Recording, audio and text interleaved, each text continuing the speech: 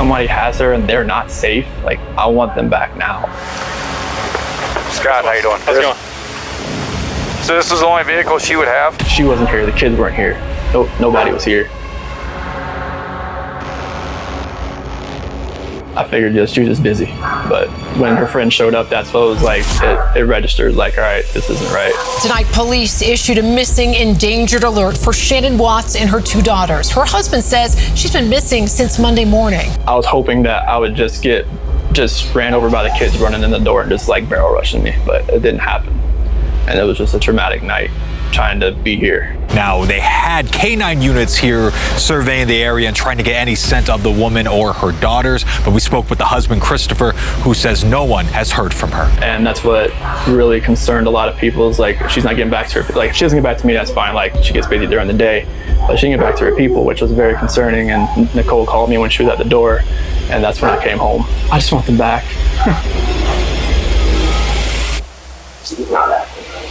No. He did not pass the polygraph test. Okay. So now we need to talk about what actually happened. I feel like you're probably ready to do that. Tonight, we have learned from 2 law enforcement sources who are close to the investigation. They tell me that this husband has confessed to killing his family and he is now detained. We have also learned some other information here. Law enforcement believes they know where the bodies are buried and they are in the process right now of trying to recover those bodies. Okay. Was it hard to get them in there? Did you have to push or anything, or? Okay. Did they drop down? Could you hear them drop? Like, did it seem like you dropped a ways? One seemed emptier than the other. Which one do you think? The left one. I mean, did it sound like she would have hit the bottom kind of thing, or did you hear her hit liquid? There's no chance that you put them in there when they're still alive, is there? No, God, no. Okay. Shanann, Bella, Celeste, if you're out there, just come back. Like, if somebody has her, just please bring her back. I need to see everybody. I need to see everybody again. This house is not complete without anybody here. Please bring her back.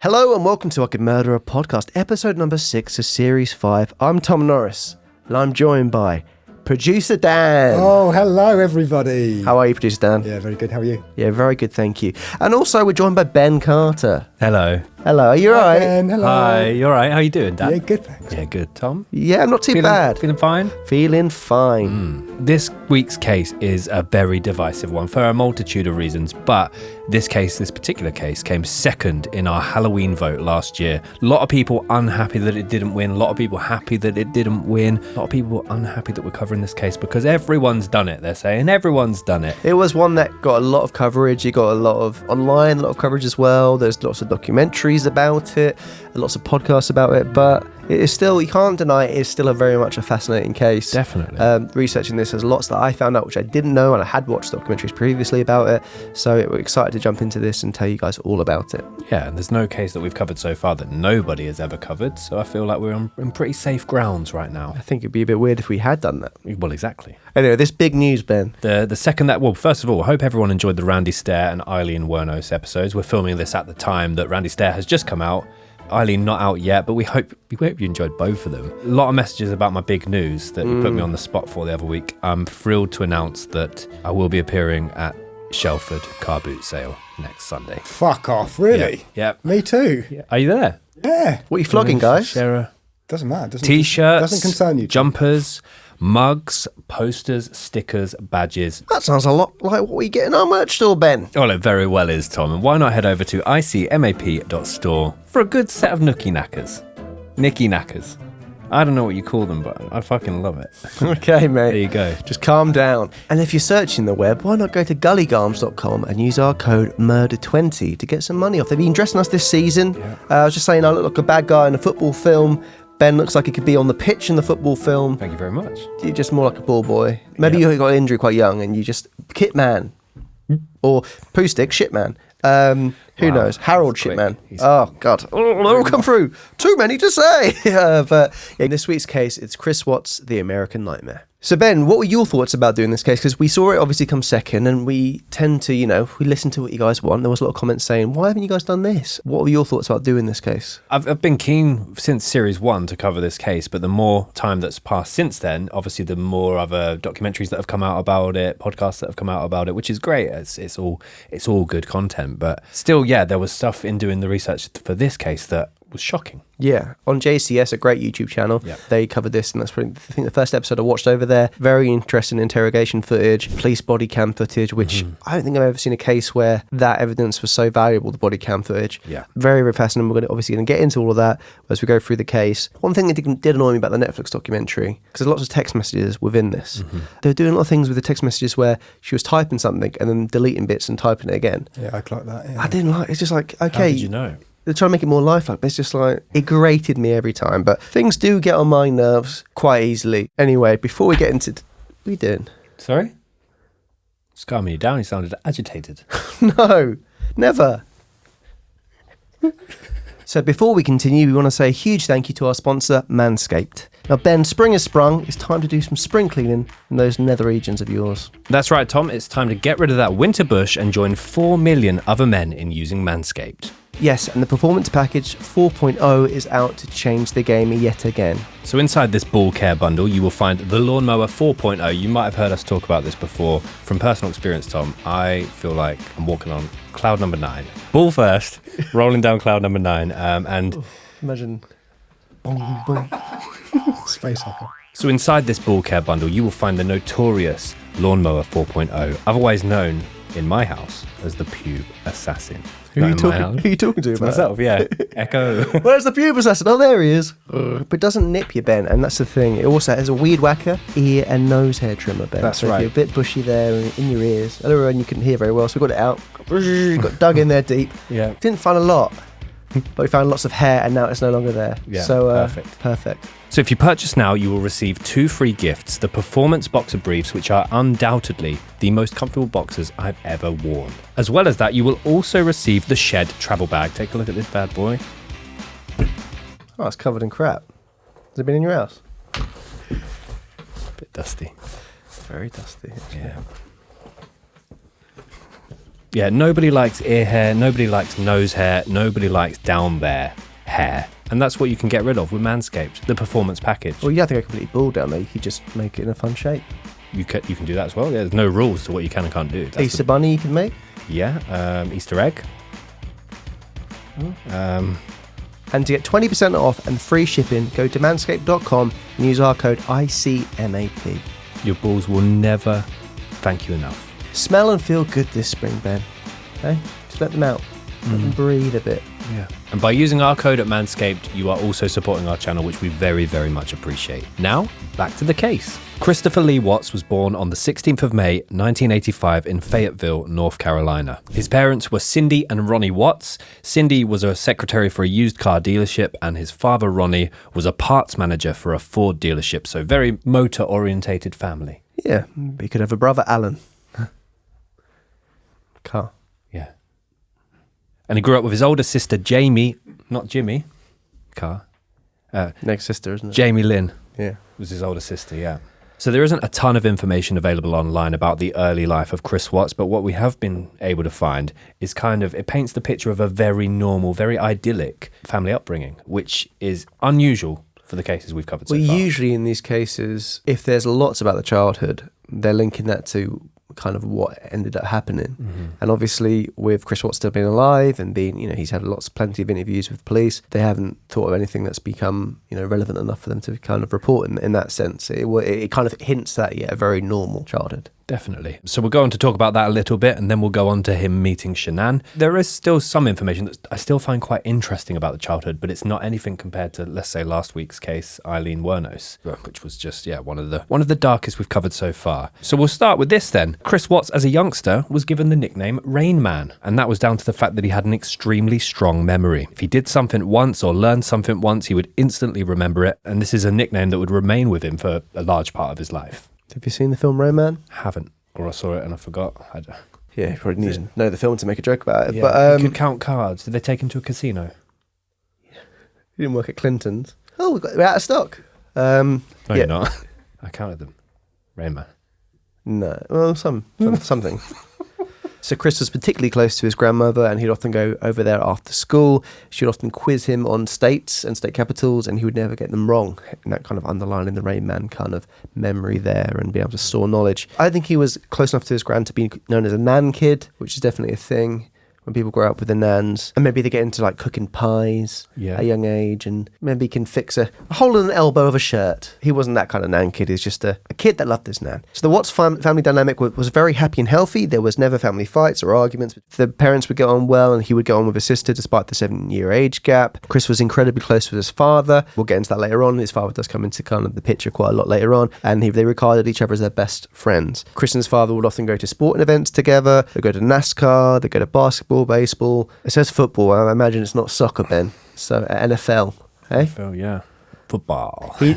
Chris Soccer. looks like your classic American guy, doesn't he? All-American kid, yeah. Yeah. There's appears to be no red flags around this point. It's just very much your typical American guy. So the Watts family would regularly attend their local First Baptist church. He was said to be a very quiet member of the family, whereas his sister Jamie was much more outgoing, much more popular at school as well. Also contrasting to Chris, Jamie had a bit more of a rebellious streak in her, so she would often clash with her parents about what she would and would not wear out, whereas Chris was very quiet, kept to himself, stayed out of trouble, was avoiding confrontation at all times. So on the whole, Chris was a very well-behaved child. He did very well at school, but he'd often try and fly under the radar. He didn't want to be known for being too smart in the class, but he was very book smart. And from a young age, at 13, this is a very odd claim and a thing to kind of boast about. But he believed himself to be such a good liar that he actually convinced a teacher that he spent the whole summer in China.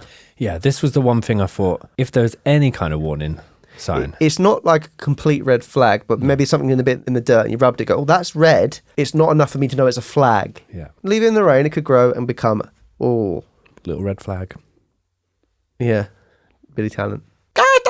So yeah, Chris was very, very quiet, safe in his own skin, liked his own company. His mother would actually refer to him as the perfect teenager. He was so well behaved. Obviously didn't know about the lying. Maybe had a few lie-ins, but you can't hold that against him. He's a growing lad. She would also say that Chris never got involved in alcohol, drugs, or violence. The one thing that he did get involved with was his toolbox. So as a teenager, he purchased a toolbox. Every week when he'd get a bit of pocket money, he'd populate the toolbox with different gadgets and tools. How do you sound? You make everything sound so alien. Really? Populate a toolbox with Yes. gadgets and tools. Yes. That's never been said by anyone as a sentence. I think that's kind of mechanic speak. Is it? Yeah. Well, you Down can't the call garage. them What's in your toolbox there, mate?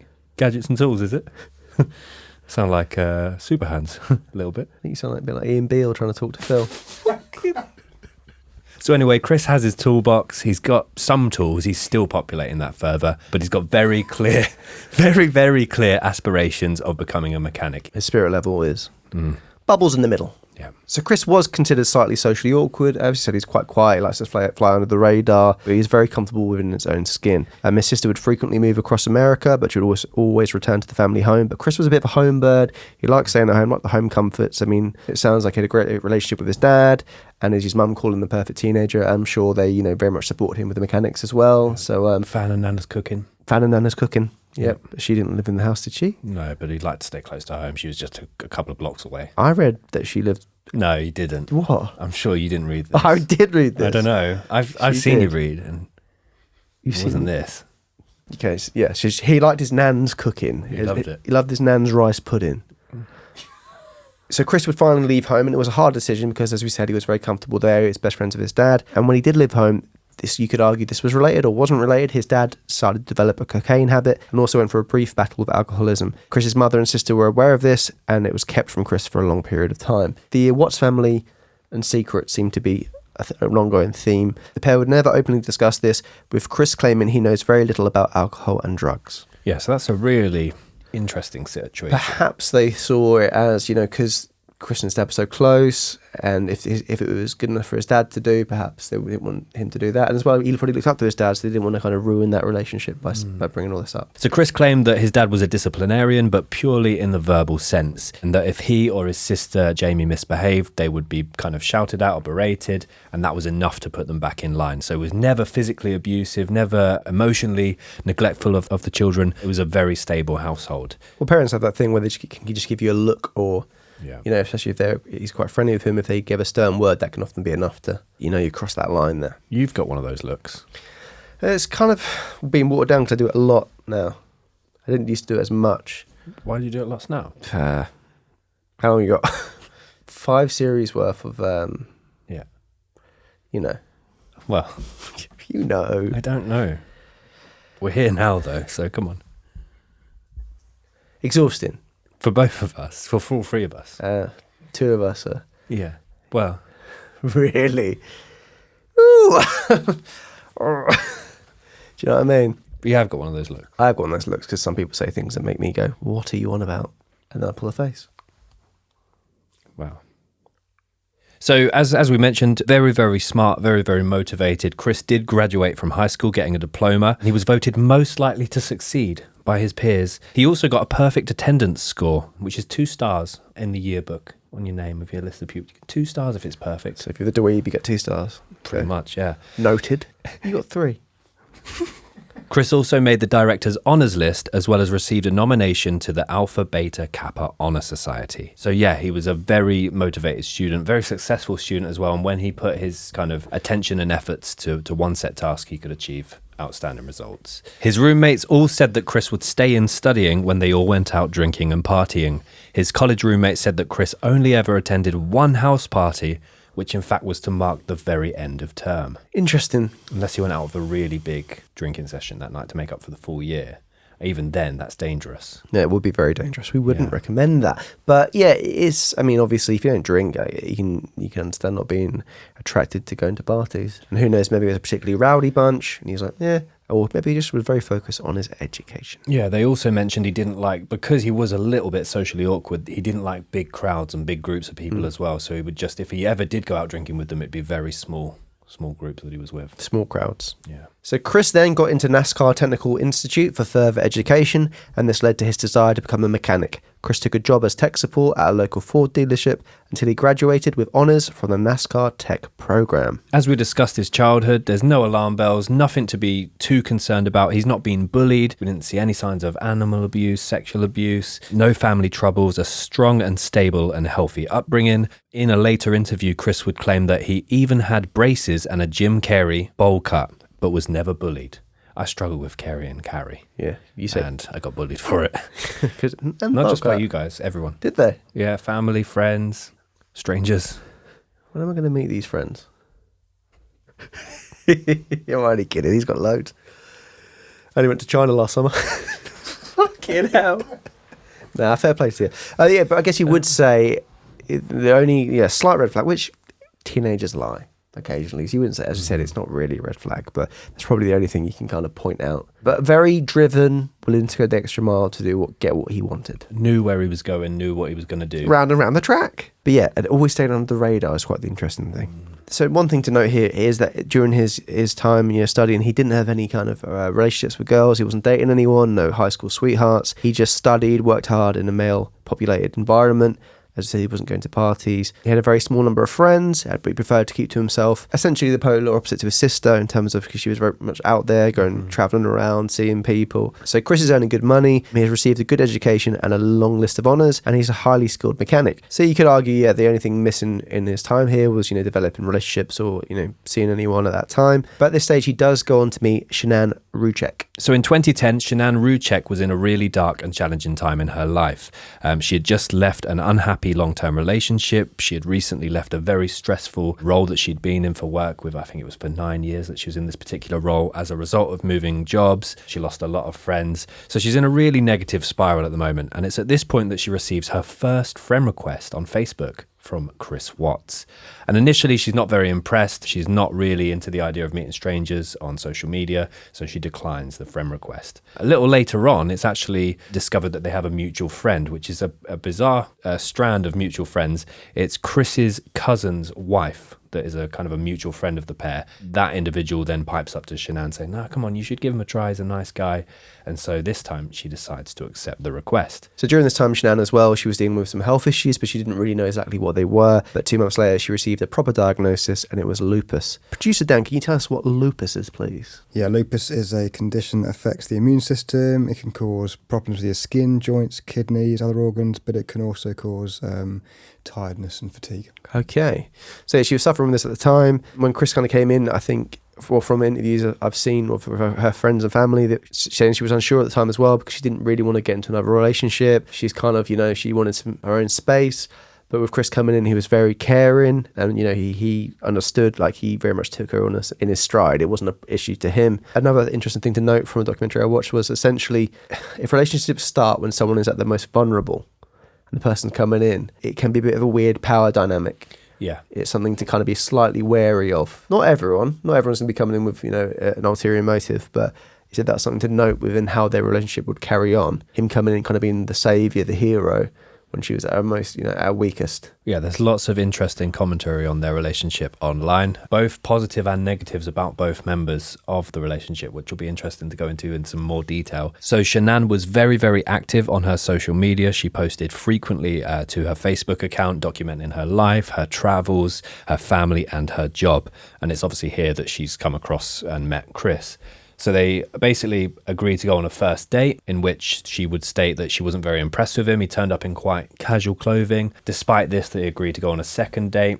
Goes okay. They then go on a third date, and she suffers a real severe migraine.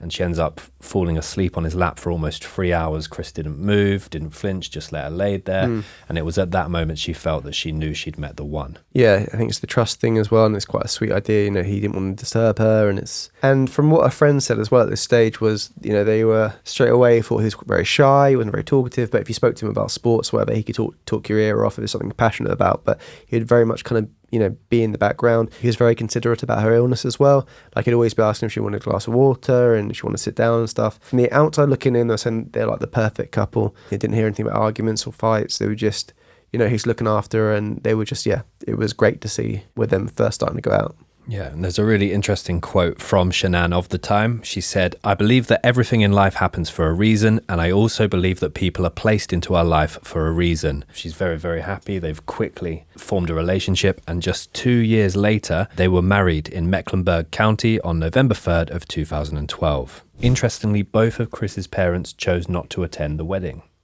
It's interesting. So they put it down to distance, but I guess if it's your best friend, his dad's best friend, and also, perfect teenager, perfect son, you probably would make the effort. So on that, Cindy Watts said about not attending the wedding, she didn't go because Shanann and I just couldn't get along. I didn't like the way she treated him. From all accounts, and obviously friends and family said that they're very happy together. Yeah. But perhaps that, there were other things that were behind the scenes or in front of them.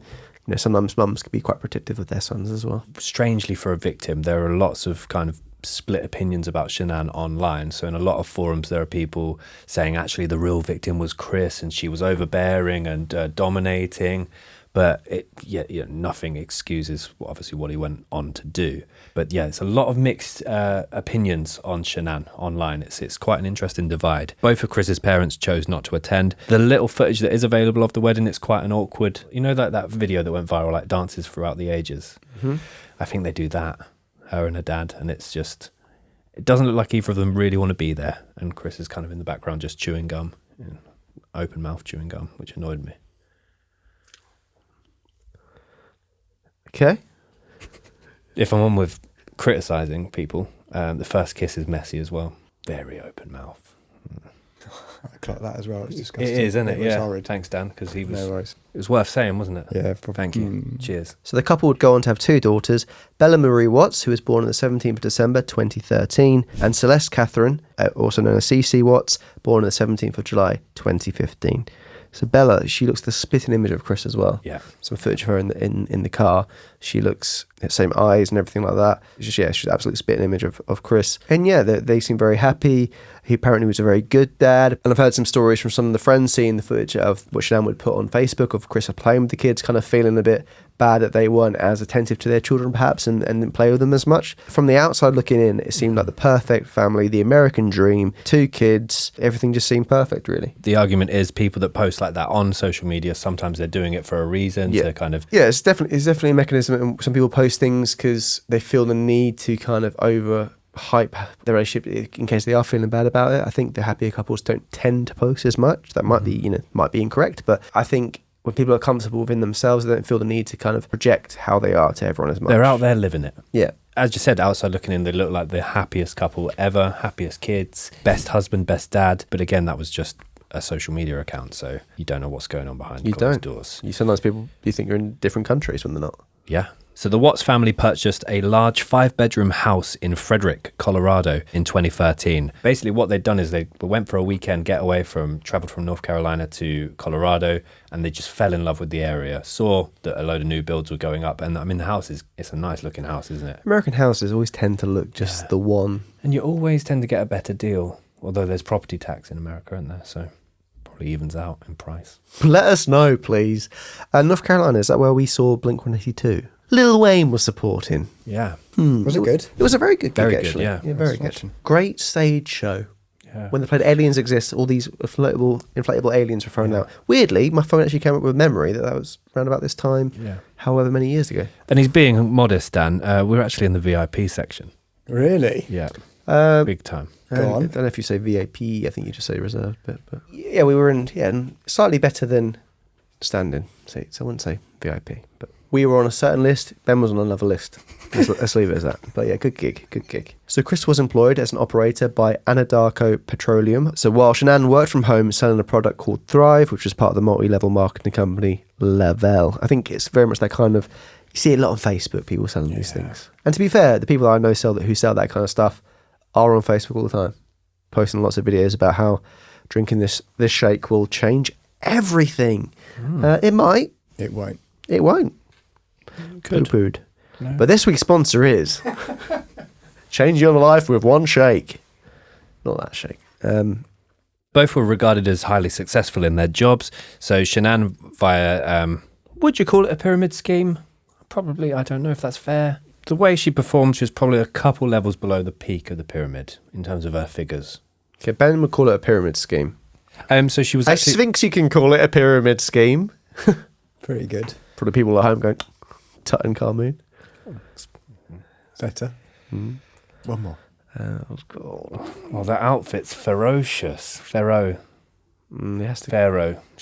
Yeah. I didn't hate that one, actually. Yeah. Tomb. Canopic. Back to the canopic. Oh, yeah. The canopic at hand. So she sold a lot of Thrive, Tom. She was making between $65,000... And business was thriving. Karen. She was making between $65,000 and $70,000 per year and had over 200 people signed up with her, including Chris. So despite from the outside this looking like the perfect marriage, in 2 great jobs and, with the perfect house, the couple did declare bankruptcy in 2015 for almost $500,000. So yeah, it wasn't all rosy days. And now we're going to go into the timeline of the Chris Watts case. 11th of June 2018, Shanann Watts surprises Chris Watts with the news that they're expecting a 3rd baby. In a video uploaded to her Facebook, Shanann wears a shirt that says, "Oops, we did it again," and shows Chris a pregnancy test. This bit is a very fascinating watch. We'll pop it up now.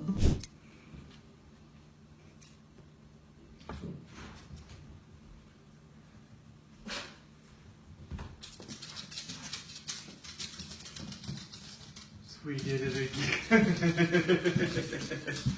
I like that shirt. Really? Really? So pink means... That's just the test. I know. It just says the pink is going to be girls. I don't know. Just the test. That's awesome.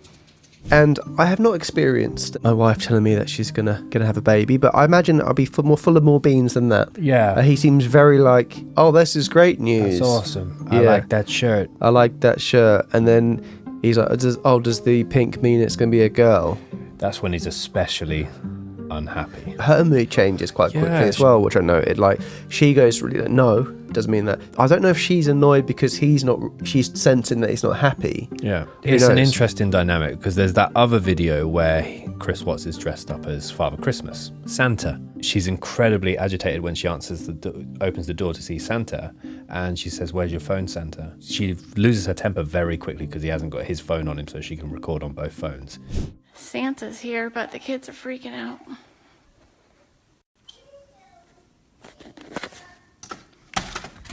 Hey Santa, where's your phone? In the garage. I wanted it.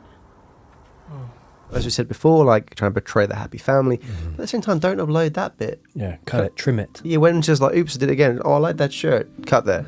Yeah. Don't keep in the bit where she's like. Yeah, it's fascinating. So the 17th of June 2018, Shanann posts a Father's Day message to Chris on Facebook. Chris, we are so incredibly blessed to have you. You do so much every day for us and take such great care of us. You are the reason I was brave enough to agree to a number 3. From laundry to kid showers, you are incredible and we are so lucky to have you in our life. Happy Father's Day. Laundry to kid showers. This guy can do it all. Apparently so. June 2018, Shanann and her daughters, Celeste and Bella, fly from Colorado to North Carolina in order to spend 6 weeks with their family. Shanann and Chris were both originally from North Carolina, so both of their families still lived there.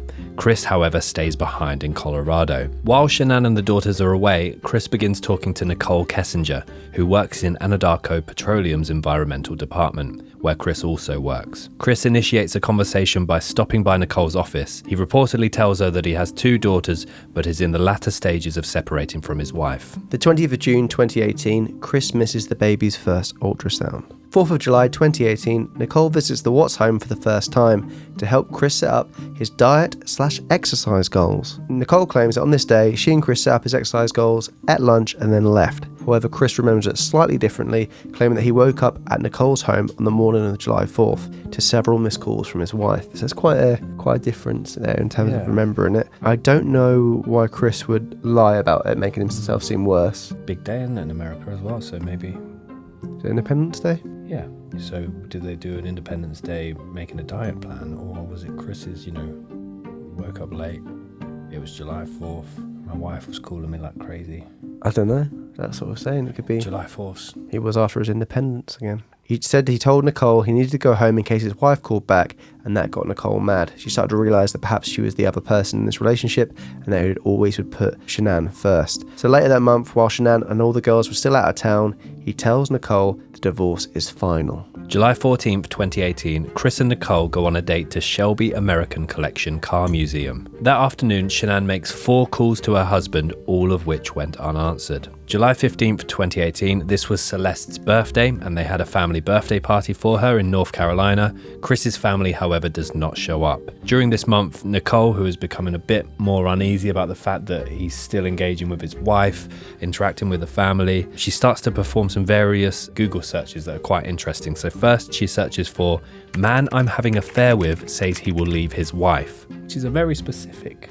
It is. I guess you were hoping for that is 80% of men who say this do in fact leave their wife. That's what she wanted to hear. Some comfort, yeah. But I'm sure that's not what came up. And Chris was searching as well at this time when to say I love you and when to say I love you for the first time in a new relationship, which surely is a case-by-case basis.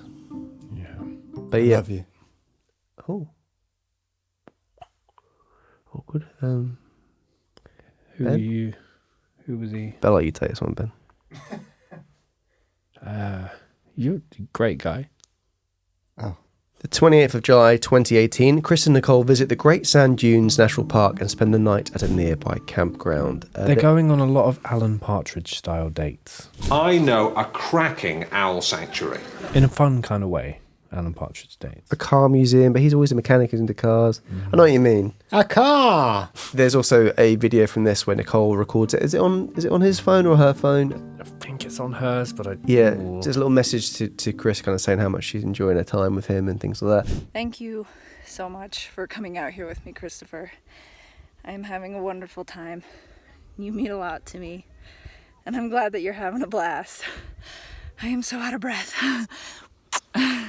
Nicole is, again, a very polarising figure depending on what you believe. From that video, I get the idea that it genuinely is all quite innocent. She thinks that he is leaving Shanann, and she's very excited about this new relationship. They are traveling around together. It's very exciting. It's very new. You would say the honeymoon period. But then we'll go into later on why people have a slightly different opinion on her as well. It's too late to say it, but the honey-June period, because they were on a park of Junes. I think we would all give a firm nod to that. Okay. So the 30th of July 2018, Chris gives Nicole a love note before joining his family on vacation. The inside of the letter contains lyrics to the song Down to Earth by the band Through the Roots. Yeah, no, the interesting part about this is, instead of organically coming up with a love letter for her, he Googled it. How to write a love note. How to write a love note. It's quite interesting. There's still, I don't know if he got this from extracting it from Google, there are still some kind of, he got your and your spelt. Got them the wrong way round. It's an interesting one. You can tell it's come from the heart of a mechanic. Can you read it to us, Ben? Maybe you can hone in on your inner mechanic, how you populate your toolbox with the gadgets and the bits and bobs. So there's some print that he's underlined certain words of. The print, which I assume was already in the card, and then he's done some handwritten below. So it says, that simply take your breath away. And he's, this is horrible actually in hindsight. Underlined, take your breath away. Have a wonderful birthday, as wonderful as you are. Then we get onto the handwritten, Googled stuff. This sums up you. Big things will happen this year. Dreams will come true. That smile, that stare, that laugh, that giggle gets me every time. You are truly an amazing, inspirational, and electric woman that takes my breath away every time I see you.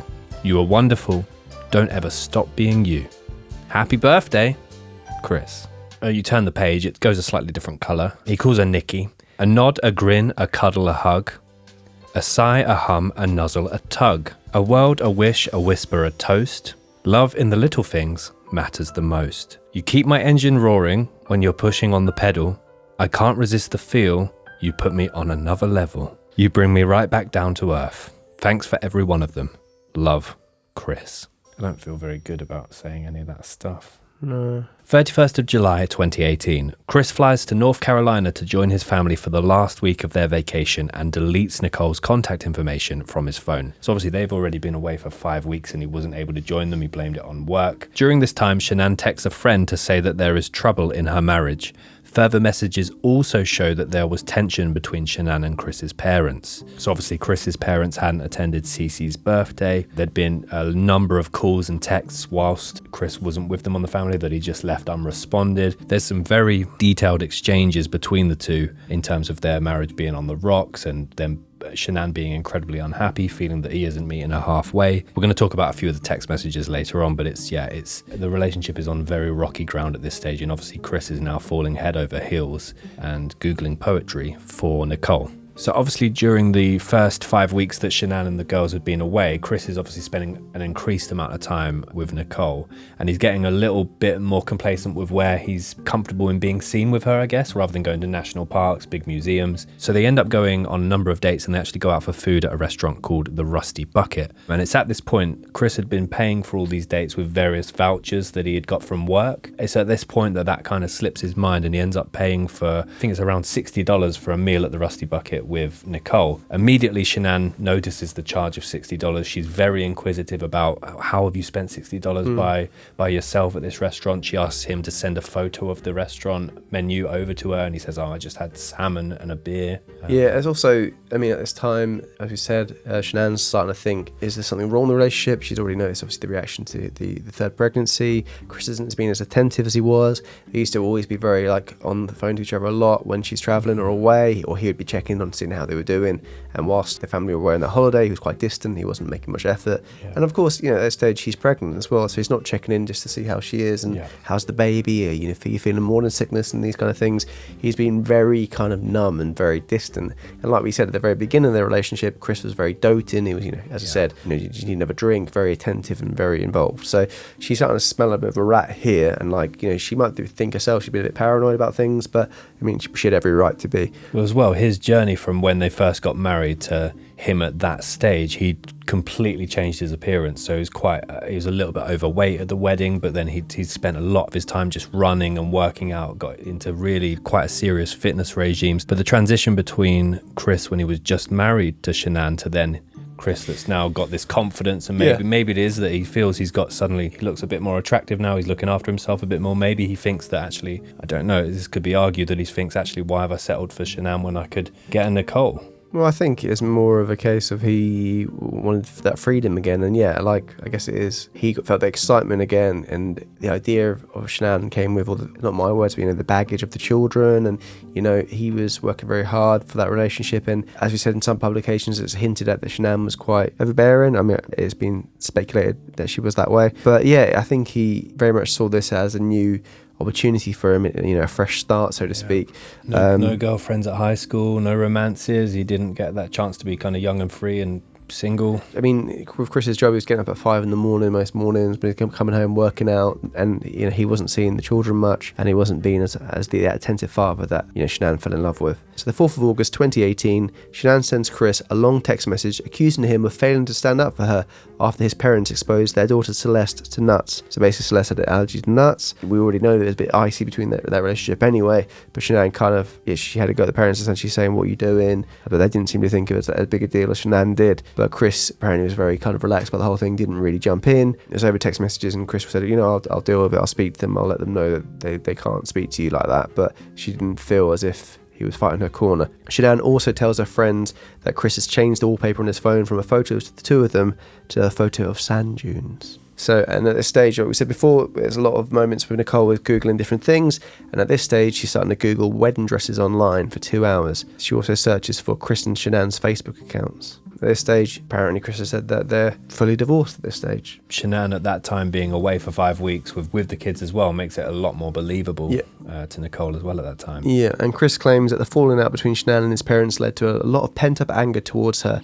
as he felt he was driving a wedge between him and his parents. A lot of bubbling under the surface there, from the outside, people still thinking that they're this happy American dream family. So August 6, 2018, Chris tells Shanann that he doesn't want a third baby. She texts a friend saying, Chris told me last night he's scared to death about this third baby, and he's happy with just Bella and Celeste and doesn't want another baby. He has changed. I don't know who he is. I told him last night I don't feel safe with him after what he said about the baby. So yeah, there's a lot of toing and froing in this particular circumstance. Obviously, when he was first informed she was pregnant, he wasn't overjoyed. Then he kind of got more on board with the idea of having a third child and fully committing. Then he went off. Then when he found out the possibility of the baby being a boy, he was very much back on board with the plan. So he's toing and throwing a lot here. Well, I think as well, morally, he's going from, I could just, start fresh, start new, and then it's like, but I do have this family. So I think as well, he's not 100% sure what he wants as well. Yeah. So he goes hot and cold a lot. On the 8th of August, Shanann has a 4D ultrasound to find out the baby's gender,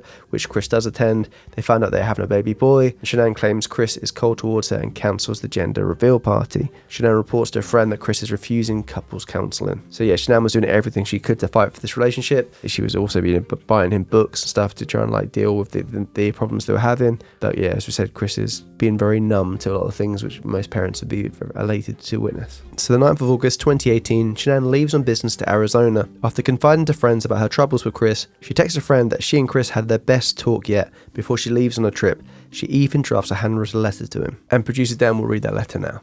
My dearest Chris, I don't know where to begin. I'm so lost for words.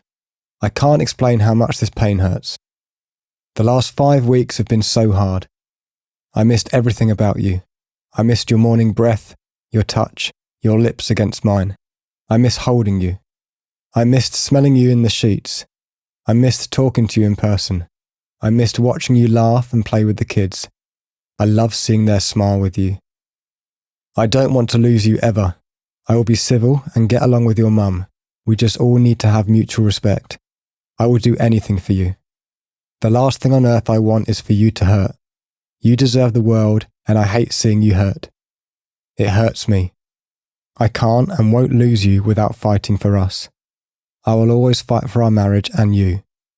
This is the hardest thing I have ever gone through, but you are worth it. Tell me what you need. She and Chris agree to go on a couple's getaway on the weekend of the 17th, and he agrees to try counselling. She even orders Chris a couple's therapy book from Amazon, and then Chris deletes his Facebook account. With Shanann being very active on there, I'm sure that would have been a bit odd Yeah, I think that would have made her feel very insecure. 11th of August 2018, Chris hires a babysitter and goes out with Nicole. He tells Shanann he's going to a baseball game with co-workers, but goes instead with Nicole. Nicole and Chris then discuss him getting an apartment, and she reports that he is less enthusiastic about it. So he's playing hot and cold both with Shanann and Nicole here. He's unable to fully commit to her, and like we said before, she's Googling things like man with partner says he will leave her and all that stuff. So she's obviously as well not knowing what's going on. He's already as well quite a socially awkward guy, so now juggling all these plates, spinning all these plates and juggling them, he's trying to do it all, and he's socially awkward. Nightmare. August 12, 2018. Whilst Shanann is still away on business, Chris takes his daughters to a birthday party. There was a mini pool at the birthday party, and he claims that his girls had an epic time. They drive back home after the party, and he gives his girls a shower and puts them to bed.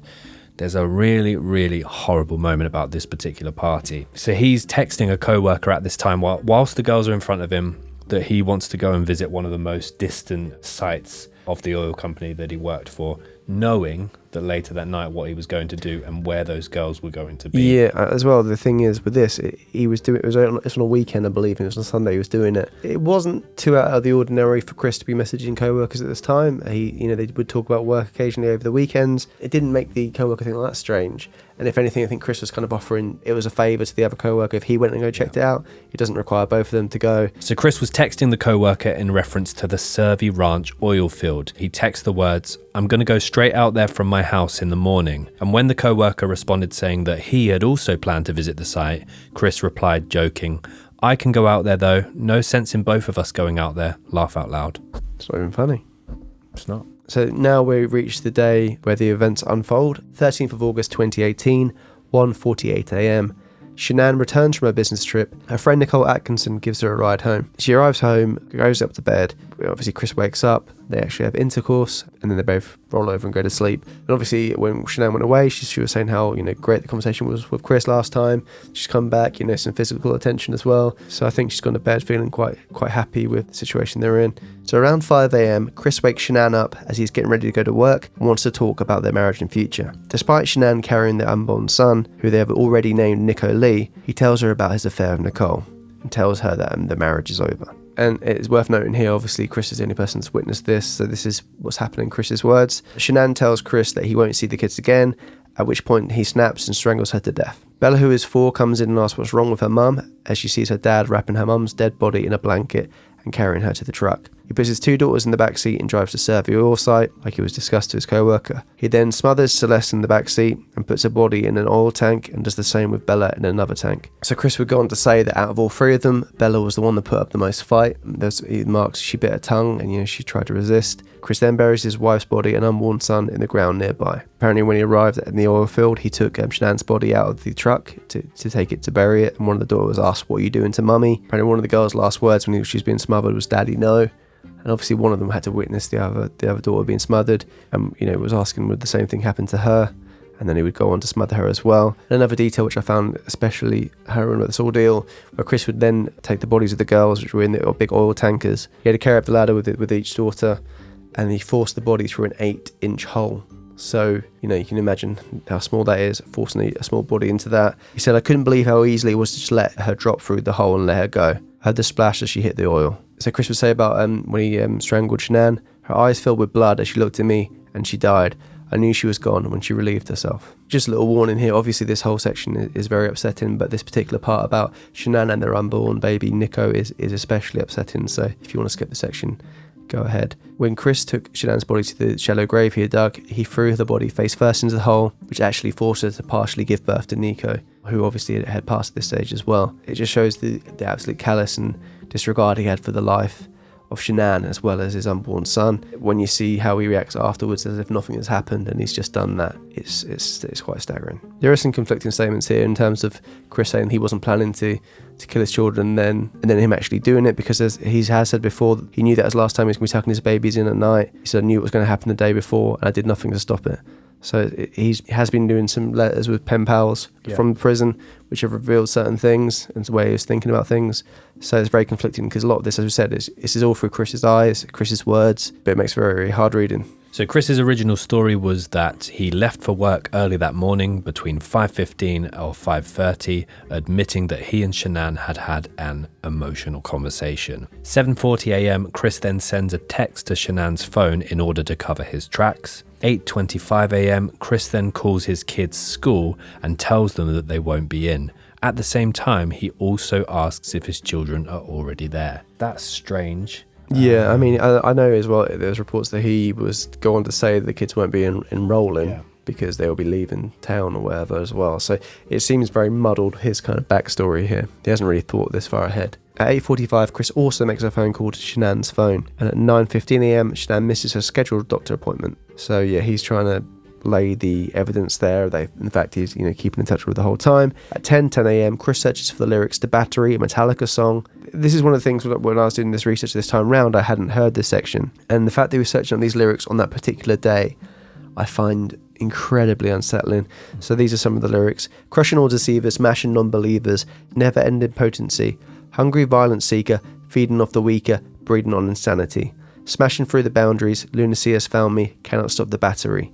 Pounding out aggression, turns into obsession, cannot kill the battery, cannot kill the family, battery is found in me. The fact it has killed the family, and this was a song as well that it was Nicole got him into Metallica and whatnot, quite heavy music, and if it's just a wild coincidence, the whole kill the family lyric, but very unnerving. On the notion of it being unnerving, we're just going to rewind the timeline by a couple of hours, because 8 a.m. that morning, shortly after he'd murdered his wife and his two girls, Watts was actually filmed picking up a sandwich and chatting with the cashier at a local garage station. Watts can be seen in the video clip wearing an orange t-shirt with sunglasses, as well as a baseball cap, as he takes change and puts it into his wallet before walking away from the counter. In this footage, he looks very calm, just like he's on a commute to work, casually getting some breakfast, mere moments after he's done the most despicable acts. 10:33 a.m, Chris searches for hotels in Aspen, where he was supposed to be going with Shanann on a couple's getaway. Again, still laying the kind of tracks that he's, nothing to do with him. He's acting as normal. For a smart guy, he's making some silly little mistakes, but that one is kind of smart. Yeah, he just doesn't thought other things through at all. At 1:40 p.m, Nicole Atkinson, that's the friend that dropped Shanann off at home, grows increasingly concerned as she has not heard from Shanann. She also works for Thrive as well, and apparently, they were very active in WhatsApp groups. Shanann would always be kind of checking in on everyone, how they're doing. And also, as we said before, she was very active on Facebook. When Nicole found out she missed a doctor's appointment, she became very, very concerned. Shanann was not answering Nicole's texts or calls, so Nicole and her son went round to the Watts residence to kind of investigate and see if they could see anything, or see if maybe she was asleep. They obviously knew about some illnesses she had as well, just wanted to make sure she was okay. Apparently on the trip she wasn't eating much, and they wanted to make sure that this wasn't an illness that was keeping her from replying. They saw Shanann's car in the garage, and the car still had the child seats in it. She did know the code to the door, because it was one of those coded doors. She put the code in, but it was locked from the inside, which again was, if she was to leave the house, basically it was quite a complicated way. It was a bit concerning that was the case. And also Nicole knew Shanann's favourite shoes to be wearing, and they were just by the door as well, which again made her concerned. So Nicole calls Chris and requests he comes home and checks on Shanann. So the concerned friend Nicole then calls the police as well, and she wants a welfare check to happen. And Shanann's phone, keys and purse are found at the house. So this is where the very infamous body cam footage starts. The officer arriving at the scene where Nicole and her son are present. They're walking around the house. Chris at this time claims he's on his way from work, but still hasn't arrived. The suspicious thing immediately is that he doesn't authorize the officer just to break into the house, kick the door down and go in. Very calm, and takes his time. I think it's about 10-15 minutes before he even arrives at the scene. He walks from his car. He's not running, he's not sprinting, he's not shouting. He's as we said, he just seems very, very chilled about this whole scenario. Takes the time to shake the officer's hand, introduce himself, then he opens the garage up, goes in. For a minute he opens Shanann's car in the garage and does something there, but he's out of the sight of the body cam. He then goes into the house, and like a minute and a half passes before he even lets them in. Yeah, and then once the police do enter the household, Chris is basically on his phone. He's not running around the house, he's not shouting, he's not looking everywhere. He's just very kind of calmly walking around. He does point out some things. The police officer, he's just so on his phone. It's unreal. No sense of panic in him. No, the friends, you can see the friends are. And then he does eventually go in the room and walks out with a wedding ring and produces it to the police officer as if like, oh, she's left me. The kids' blankies are gone. They don't go anywhere without it. Yeah, it's very... Well, obviously we'll play some footage and some of the audio from there, but it's very peculiar. Chris was saying that apparently Shanann was meant to be going to a friend's house with the kids, and that's the last thing he heard from her. He said, no, that's very vague, but that's all she said. And one of the neighbours who saw the police there obviously was concerned, and he said, I've got security cameras in my house. Why don't we come around? I can see some footage to see if Shanann left the house. Yeah. But in fact, he actually has footage of Chris reversing the car out and doing 3 trips to the car as well. And Chris has stood there whilst they're watching this tape. He's just on his phone. He's pacing around. He's not really paying attention to anything. And then the officer says, I'm just going to talk to your neighbour. And Chris leaves. And the neighbour then says he's acting very strange. He doesn't act like this. That neighbour is spot on, by the way. Yeah. And he's immediately like, he's acting weird. This is not normal. And that camera footage, it shows that Shanann didn't leave the house. Mind if you just want to go talk to him? I'm going to get his info real quick. No.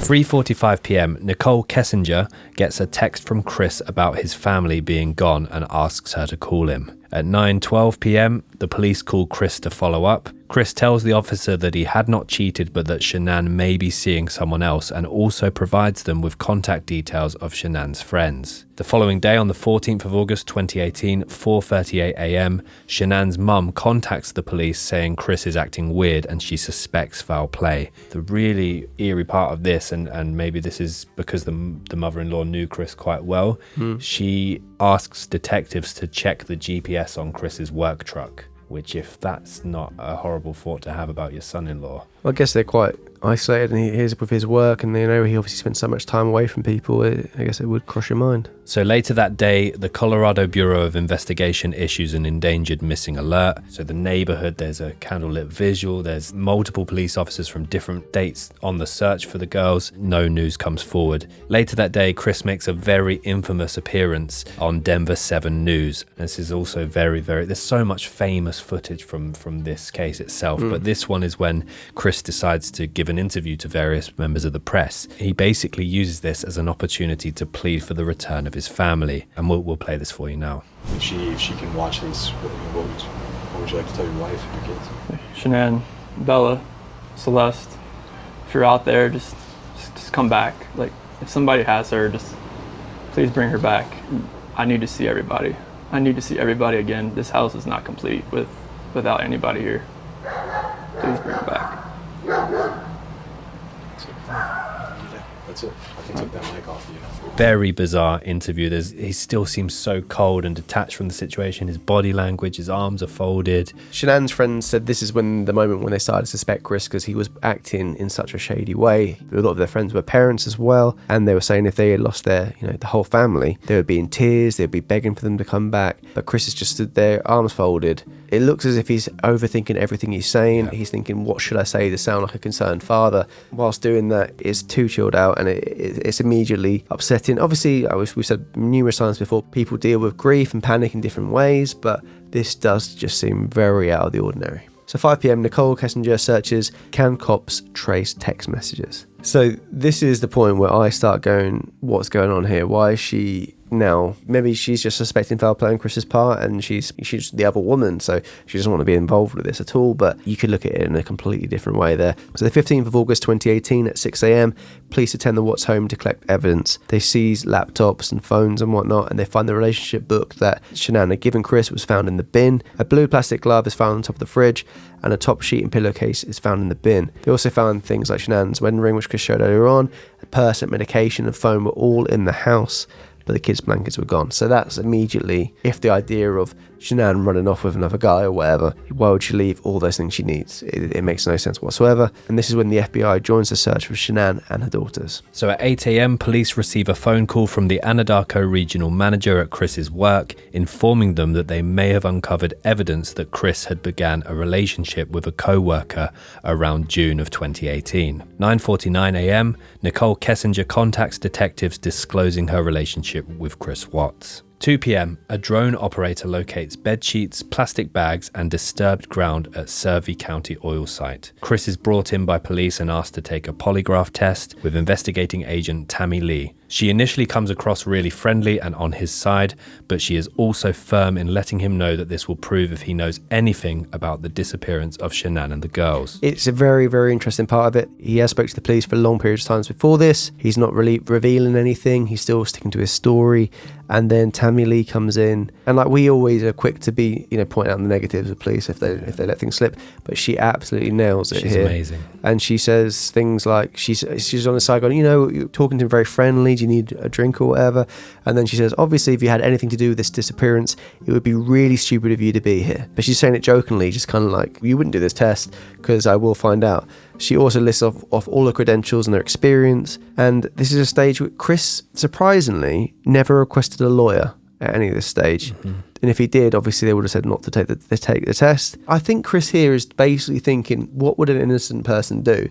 Yeah. He wouldn't want a lawyer because he's innocent. They would do the test because they're innocent. But he could have just said, I'm too emotional at this time. I don't feel comfortable doing it right now. They wouldn't have been able to force him to do it. It's very uncomfortable because you know for a fact that Chris is going to reveal this stuff here, which, it's no surprise he fails it. And then after that, he wants to speak to his dad, he's flown all the way over there. His dad's been waiting for him for 5 hours outside of the place. He didn't leave and go anywhere. He wanted to stay where Chris was. At one stage, when the police are trying to find out things, they did say, did Shanann do anything to the girls? Yeah, they plant that seed. Yeah, which they could have at that stage still thought maybe she did do something. And then basically Chris then alludes to his dad that it was, in fact, it was Shanann. She killed the girls after I said we should split up. I lost it with her and I just attacked her. And his dad is his best friend, is his son, and hearing this is, he's just heard his granddaughters have been killed. I can't imagine, hearing that, and then obviously what else would come out. So at this stage, Chris has admitted this to his father. His dad, when he mentions the word lawyer, the police seem to come in just at that moment, and they speak to Chris, and he admits what he said to his dad, and basically the police then arrest him and interview him there. I think the police were very kind of wary of the lawyers being involved. They wanted to kind of get this solved quickly as possible. Whilst all of this is happening and whilst they are concluding their interviews with Chris and starting to kind of formalize the arrest process, they then make the decision, and the way they word it with him is really powerful. They say, we need you to help get the girls home or get the girls in out of the cold. And they provide him with a map of the oil field site, and they ask him to basically circle where the girls' bodies are, in which he locates Shanann's body, and he says that the girls are in here, pointing to the 2 oil containers. So police then respond to the Surrey County oil site where Chris worked and report collecting the following evidence: hair from an oil tank hatch, parts of a rake, and a bed sheet. They then begin to excavate a possible burial site about 100 feet from the oil tank. At 11 p.m, police locate Shanann's body. So the following day at 3:30 p.m, the first oil tank is entered and Celeste's body is discovered and removed. At 5:30 p.m, the second oil tank is entered and Bella's body is discovered and removed. Nicole Kissinger tells police in an interview that she thinks the family's troubled finances were the biggest factor in Chris killing his wife and children. Later that day, Chris appears in Weld County District Court for a bond hearing. On the 21st of August 2018, Chris is charged with 3 counts of first-degree murder, plus 2 additional first-degree charges for victims being 12 or younger. He faces another count for the unlawful termination of a pregnancy, plus 3 counts of tampering with a body, a total of 9 charges. So August 22nd, 2018, Nicole Kissinger is fired from her job. Which that's interesting, because if it's not come out, I imagine it'd be bad press for them, but the fact that she was the other woman, but there's no implication here that she's actually involved in any of the harm here. September 1st, 2018, a funeral is held for Shanann and her daughters in North Carolina at the Sacred Heart Catholic Church. During a 90-minute ceremony which started with a singing of Amazing Grace, Chris is never mentioned.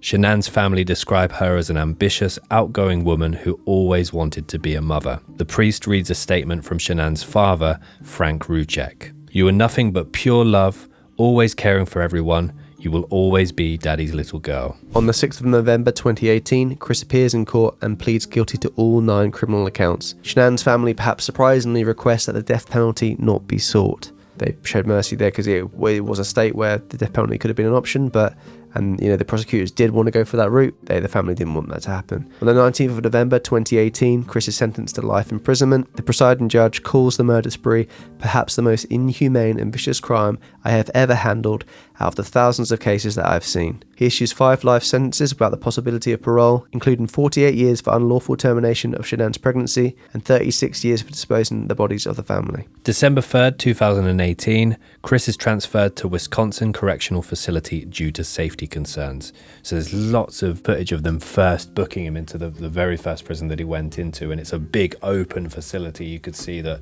everyone was put away for the purposes of getting him in, but you just thought he is immediately going to have the biggest, and rightfully so, the biggest targets painted on his back. Yeah. So he's moved to a more secure, isolated facility due to safety concerns. On the 18th of February 2019, in a 5-hour interview from prison, Chris finally confesses to killing his daughters in a detailed explanation. He states, "This was like the epitome of being angry, the epitome of showing a rage, the epitome of losing your mind," even admitting that older daughter Bella asked if he was going to do the same thing he did to her sister, and that the 4-year-old tried to fight back. Chris still offers little to no explanation as to why he killed his family. That interview as well is fully available on YouTube. It is a fascinating listen. It's hard to listen to at times. With the same detectives that initially arrested him as well, initially interrogated him, but there's still not a lot of answers in that conversation. Basically, he feels like he's talking to old friends when he's talking to him. It's very disconcerting. And now we're going to throw over to our resident doctor, Dr. Das, for his forensic input.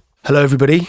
My name is Dr. Shahom Das. I'm a consultant forensic psychiatrist, and this is my personal psychoanalysis of the case of Chris Watts. Anybody from the outside would say that Chris Watts is very cold and very calculated, and he has this biblical lack of remorse about what he did to his wife and to his children. So where's that come from? Well, there's a theory that he's a psychopath, and I've seen some YouTube videos and other research on the internet which suggests this. I personally disagree with this, and I'll explain why. So a psychopath has these features. They tend to not care about the difference between right and wrong. They tend to not learn from their mistakes. They don't care about the rights and the feelings of other people. They're impulsive and they're aggressive. I think you could argue that Chris Watts is many of those things, but psychopaths have this lifelong pattern, whereas what Chris Watts did, even though it's very disturbing and very horrific, it was all done within a very short period of time.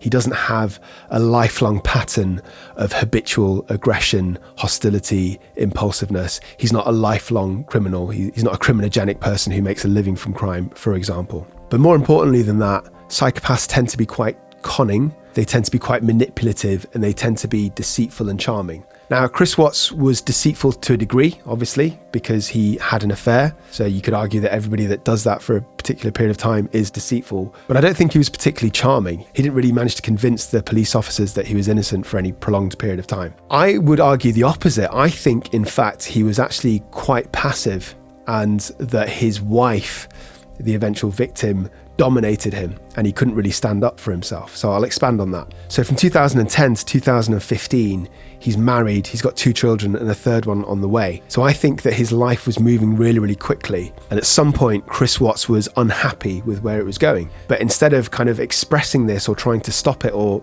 standing up for what he wanted, I think he just went along with it. And instead, he had this fantasy life that he was living in his head with the woman that he was having an affair with. And I think so he had this fantasy life where he was living his future with her, and in his head, and over time it started growing, and he had his reality, which is his real life, with his wife who he'd fallen out of love with, and his children who, well, it's hard to say whether he loved them to any degree or not. And over time it became more warped. So over time his fantasy grew bigger and took up more cognitive space in his head, and he tried to ignore his reality. But there came a tipping point where the both of them couldn't exist at the same time because of his cowardice and his inability to actually address his reality and, divorce his wife and go through the process of losing that family legitimately.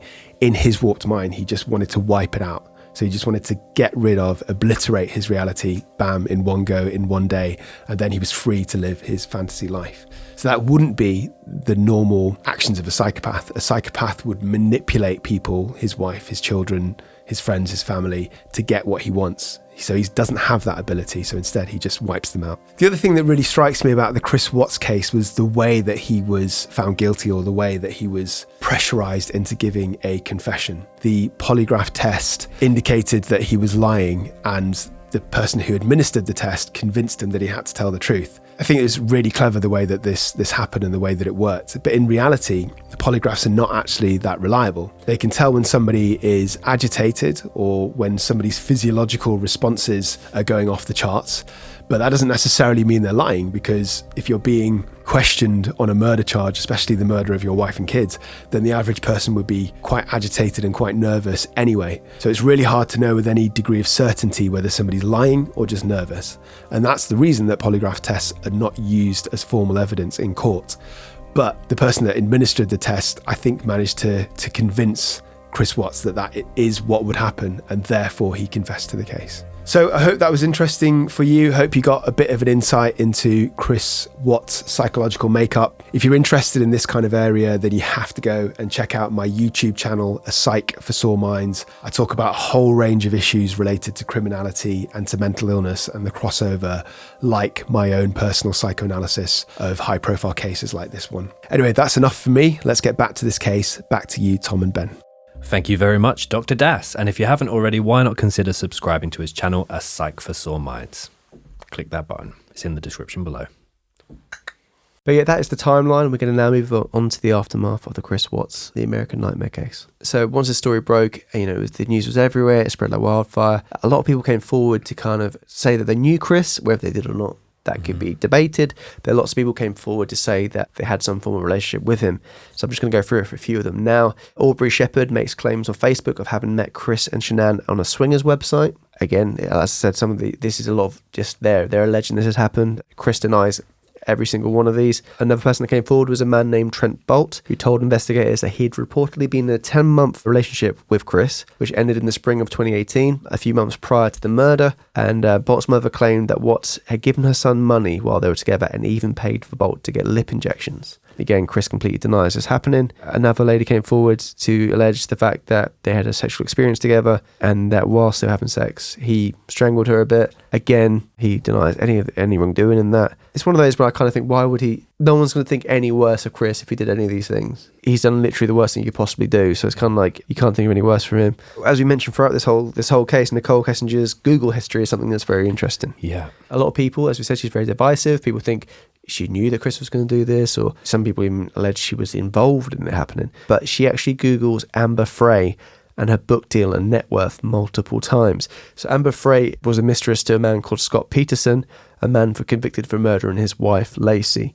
So she was also pregnant. Yes. So it basically was, she wanted to see, what's her net worth now? Can I make money from the situation? I think she also Googled, do people hate Amber Frey? Yeah, so it's a very disturbing thing for her to be looking at this stage. And with Nicole, she went into witness protection, and some people touted her as being the most hated woman in America. As we said, there's lots of different theories speculating her involvement in this case. Obviously, it's all alleged. There's nothing been proven as of yet, but it is a very interesting element to the case. Another very, very interesting conspiracy about the case itself is that the family on Watts' side, so his older sister and potentially even his parents, were also in on it. So Watts, in letters from prison to a female pen pal, revealed that he had confessed to drugging his wife Shanann with the potent painkiller oxycodone weeks before he killed her. So oxycodone is a controlled drug. It's prescription only, a very, very powerful, potent painkiller. A lot of people believe, due to the fact this particular drug is very hard to obtain, his older sister, Jamie Lynn, actually worked in a hospital where she would regularly handle that particular drug. A lot of people believe that she slipped Chris that drug. He then tried to give it to Shanann in the hope of causing a miscarriage. He felt that it would be easier to be with Nicole if Shanann wasn't pregnant. There's a whole Reddit thread about this, and a lot of people believe that the family were also in on trying to free Chris up from this particular relationship. Yeah, there was a few other conspiracy theories thinking how involved Nicole was. One was based around the Freemasons and Nicole's father looking to destroy a rival company by getting Nicole to basically infiltrate Chris and then make this thing happen, to then put a bad word on the company that he worked for. It's very elaborate. Another conspiracy is none of this ever happened. Always one of those very odd conspiracies, and when people just state this didn't happen when there's clear evidence that it did. A lot of the conspiracies basically based around Nicole, and because there's a lot of kind of reports about another car being outside the house. That was always when people fall back on. There's another car around the area, and you can see from the cameras, and you see people leaving and entering the house. So it's very peculiar that there was a Chris Watts when he's been locked up. He said that apparently he believes that his murdered daughter visited him and danced for him in prison, and that he had a phone conversation with his dead wife, but he won't submit himself to psychiatric testing and doesn't believe he is mentally ill. I do want to say this is from the Mail Online, so take from that what you will. But he basically goes on to say that Celeste was dancing in his cell, and his pregnant wife spoke to him on the phone. He does have on his walls in the prison cell, he has all the pictures of the girls still on the wall, but he doesn't have any pictures of Shanann on the wall. He's not allowed any TV or reading material, and once a day he's allowed to go to the common room where he's alone. As Ben said, there's a big kind of target on his back. His score on the polygraph test was, apparently if you get a -4, it's considered you're lying. He got a -18. During all this time that he was obviously having the affair with Nicole, trying to keep this secret from his wife, who was very obviously smartphone savvy, social media savvy, he actually used an app called the Secret Calculator, which basically looks like a normal calculator on your phone, but once you enter a certain code into the calculator, it becomes a storage device for photos, for videos, for messages.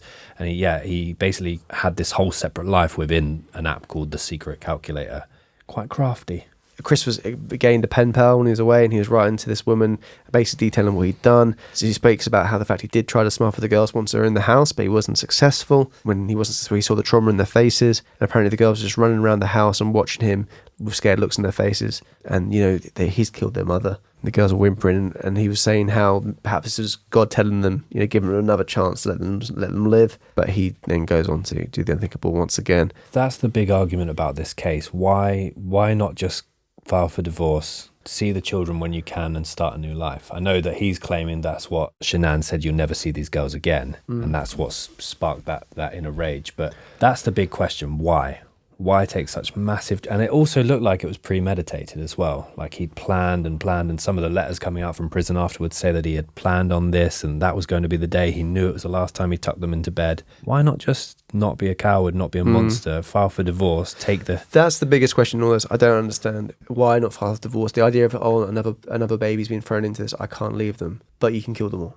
Yeah. It makes absolutely no sense whatsoever. Another theory is the fact that apparently some people believe that he gave up the information very easily after polygraph, and they think he was just protecting Nicole. But I mean, she washed his hands on him after all this. Two people that didn't wash their hands of him were his parents, and actually throughout the courtroom footage, which is also available, the only time Chris becomes visibly upset is when his mum makes a statement. That's the only time he shows any real emotion. His foot's tapping the whole time. He's visibly upset when his mother is speaking. But in November of 2018, his parents gave an interview to ABC defending their son. Chris's mother, Cindy, said of her son's marriage to Shanann, "It was a very hard relationship as far as I'm concerned. Chris couldn't do anything right." And as I said earlier in the episode, a lot of documentaries put a particularly cold spin on Shanann and the way that she was and the way that she behaved, and she was very overbearing. There's a lot of people. I mean, Chris receives love letters. He's got fans. Yeah, it seems that he's had some visits from someone a lot during his time there, and the intimate visits as well. So yeah, people are very much drawn to him still. And even some people saying even when they knew he was guilty, they still felt that they need to get in contact with him. It's very, very odd there. We talked about Chris's dad, Ronnie Watts, and their relationship and how they were best friends, and that particularly famous moment in the confession. He opens up to his dad.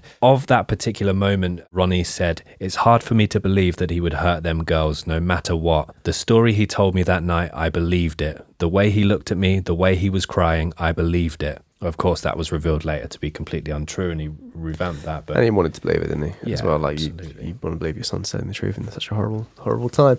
But yes, I think, Ben, if there is any light relief, it is time for some light relief. Do you have any lookalikes for this case? I have got one lookalike because I struggled very much for a Chris Watts lookalike. My Chris Watts lookalike is shit. Okay. And I openly admit it's shit. Well, I'm quite happy with my lookalike, but it is quite a niche one. My lookalike is for the very attentive neighbour who knew from the off that Watts was not acting right at all. Okay. So this is his neighbour, Nate Trinastich, and I think he looks just like Tyson Fury. I was pretty happy with that, but that's not gone down very well. Yeah, I'm not sure about that. That's spot on, Dan. That particular picture, that particular angle, slightly. Cheers, Dan. All right, cheers. So this is a very particular picture as well. It's Chris Watts. I think he looks a little bit like Matt Hoffman. No. But it is terrible. I've been looking at that horrible fucking face all day thinking, who does he look like? And I think, I thought I'll stick true to lookalikes, stick with the case. Fair enough. So even though that was shit, it wins.